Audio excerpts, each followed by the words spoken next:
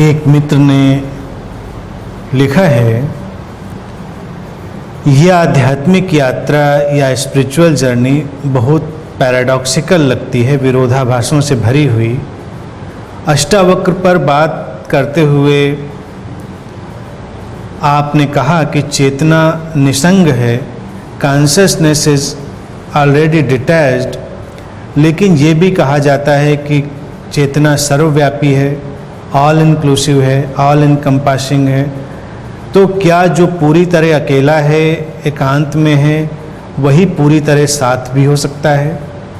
Total aloneness brings total togetherness. अध्यात्म में ये भी कहते हैं कि गहरे मौन में ही गहरा संवाद संभव है।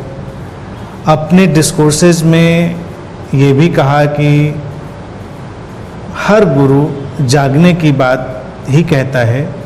साथ ही आपने कहा कि सुषुप्ति में, गहरी नींद में तुम अपने सोर्स से कनेक्टेड होते हो, जो कि तुम्हारी रियलिटी है। यानी बात जागने की और निद्रा में हम अपने वास्तविक स्वरूप के निकट होते हैं। आप ये भी कहते हैं कि हम यिन और यान से बने हैं, मैस्कुलिन और फेमिनिन एनर्जी से, और इनका बैलेंस में आना, हार्मोनाइज्ड होना ही एनलाइटनमेंट है। क्या हमारा होना ही पैराडॉक्सिकल है? इस द्वैत और अद्वैत यानी दो है, लेकिन एक जगह ऐसी जहां अब दो नहीं बचता। ये नहीं कहा जा रहा कि एक रहता है, दो नहीं बचते। कृपया इस पैराडॉक्सिकल विरोधाभासी जर्नी पर कुछ कहें। सीधी बात समझें, यात्रा है द्वैत की, जीवन द्वैत पर खड़ा है, इसमें कोई समस्या नहीं है। और द्वैत के पीछे अद्वैत खड़ा है। अद्वैत से, उस नॉन डुअलिटी से, उस अनब्रोकन होलनेस से ही द्वैत का सारा खेल चलता है, द्वैत की सारी यात्रा पूरी होती। यही जीवन है, यही जीवन का ढंग है। इसमें हमको करना क्या है? बस यही करना है कि हमको कुछ नहीं करना है। हमको अपने स्वभाव में जागना है, अपने स्रोत से जुड़ना नहीं है, क्योंकि हम जुड़े जुड़ाए हैं। उसके प्रति बोधपूर्ण होना है। अब जैसे कहा कि सुषुप्ति में मैंने कहा कि तुम स्रोत से जुड़े होते हो और बात जागने की जाती है, तो इसमें क्या व्यक्ति सुषुप्ति में जुड़ा होता है स्रोत से, तो फिर सुषुप्ति में पड़ा रहे।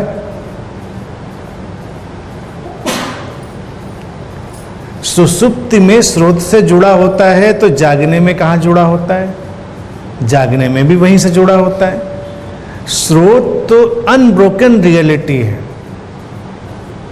टूटती ही नहीं कहीं। हम स्रोत से ही जुड़े हैं, उसके बिना हमारा होना संभव ही नहीं।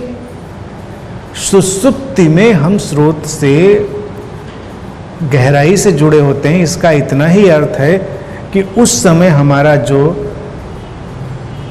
माइंड है, जो हमारा थिंकिंग माइंड है, हमारा जो एनालिटिकल माइंड है, हर चीज़ को विवेचना करने वाला, तोड़ने वाला, वो वहाँ पर नहीं होता और स्रोत का अनुभव पूरा का पूरा घटता है।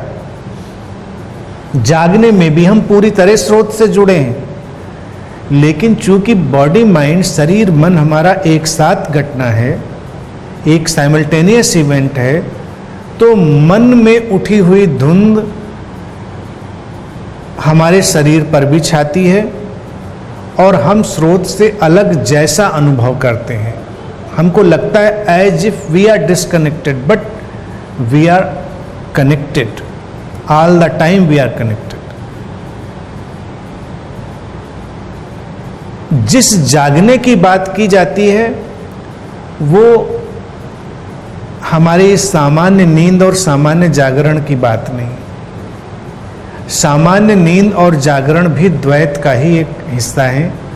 वो सामान्य रूप से चलेंगे, प्रत्येक व्यक्ति में चलेंगे। जिस जागने की बात की जाती है उसका अर्थ है इस बोध को अपनी गहराई में उतर जाने देना कि हम लगातार स्रोत से जुड़े हैं। ये बोध लगातार बना रहे तो हम जागे हुए हैं। लेकिन हम देखें कि हमारे सामान्य जो जीवनचर्या है उसमें ये बोध बना नहीं रहता।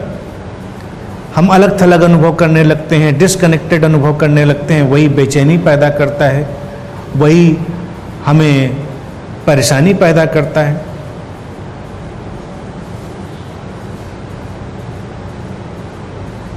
सारी चीजें वहीं पर होती हैं, लेकिन अगर हम बेचैन हो जाएं, उलझन में आ जाएं, तो हमारे लिए समस्या खड़ी हो जाती। हमारे सामने ही वो चीज रखी हो जिसको हम ढूंढ रहे हैं, लेकिन अगर हम बेचैन हैं और हमको वो नहीं दिखाई दे रही तो हमारे लिए परेशानी है। ऐसे ही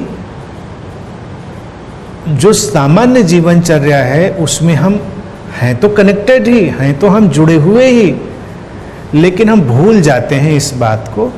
तो इस बात का जो सतत स्मरण रख सके, कंटिन्यूअस इसको रिमेंबर रख सके, वही जागरण है। तो जागरण को कंफ्यूज नहीं करेंगे।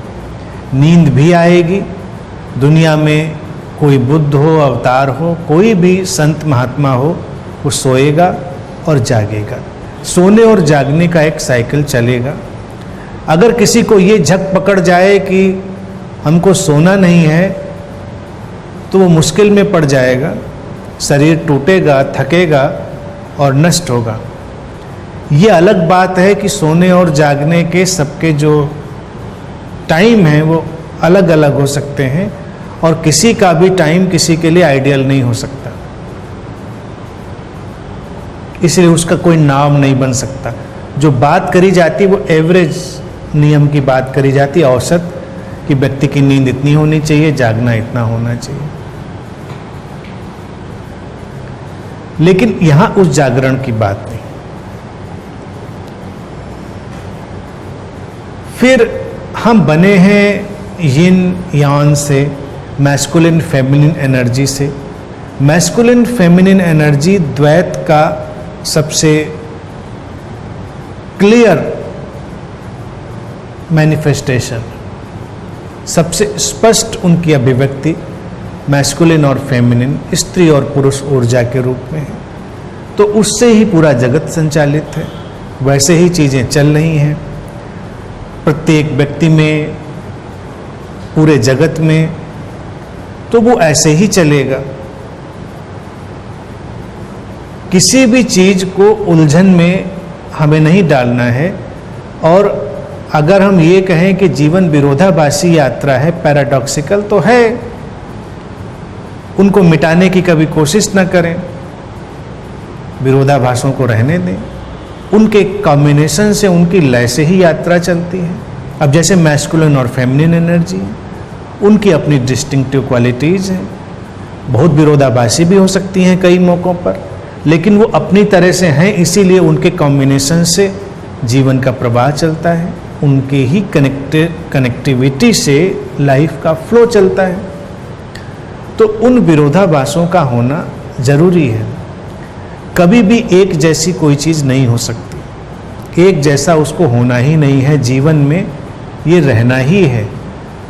तो हमको ये जानकर चलना है कि विरोधाभास हैं, उनकी एक लय है, और उस लय के पीछे खड़ा हुआ एक दृष्टा है जो उस सारे विरोधाभासों की लय को देखता है।